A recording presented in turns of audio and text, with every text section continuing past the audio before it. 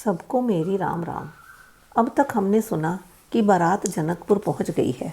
अब आगे राम जी की बारात देखने के लिए सारे देवी देवता भेष बदल बदल कर धरती पर आ गए।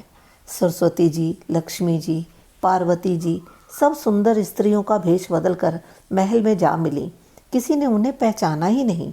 सब आपस में बातें करते कि विवाह तो बहुत देखे पर ऐसी बारात कभी नहीं देखी। सुंदर मंडप सजाया गया था। देवता लोग ब्राह्मणों का भेष बदलकर वहां आए हुए थे। राम जी ने उन्हें पहचान लिया और मन ही मन उन्हें प्रणाम किया। राम सीता का विवाह हो गया। साथ ही उनकी 3 छोटी बहनों का विवाह भी तीनों भाई लक्ष्मण, भरत और शत्रुघ्न के साथ हो गया। कई दिन जनकपुर रहने के बाद राजा दशरथ जी विदाई की आज्ञा मांगते हैं। राजा जनक ससुराल के दायित्व फर्ज समझाकर अपनी बेटियों को विदा करते हैं। उनकी माता सुनैना सीता जी को स्त्री धर्म सिखाती हैं और उदास मन से विदाई देती हैं। सीता जी के पास एक तोता मैना थे जो बचपन से उनके साथ थे। वो भी बहुत व्याकुल होकर कह रहे हैं, वह देही कहाँ है। जब पशु पक्षी इतने विकल हैं तो इंसानों की तो बात ही अलग थी।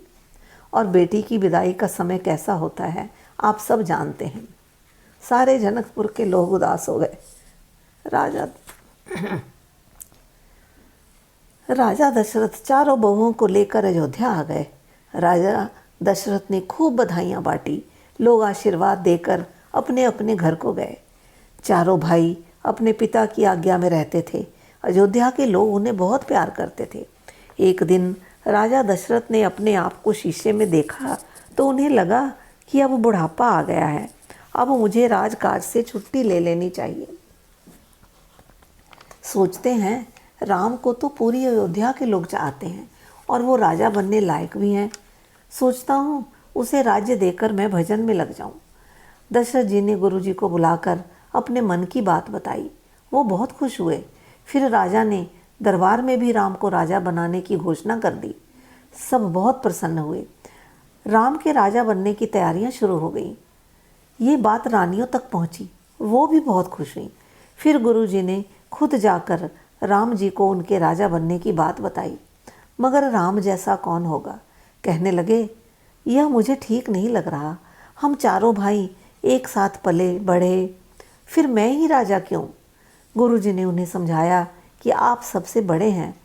राम ने उन्हें प्रणाम किया और वे वहाँ से चले गए। राज तिलक की तैयारी होने लगी। सब बहुत खुश थे मगर देवता खुश नहीं थे।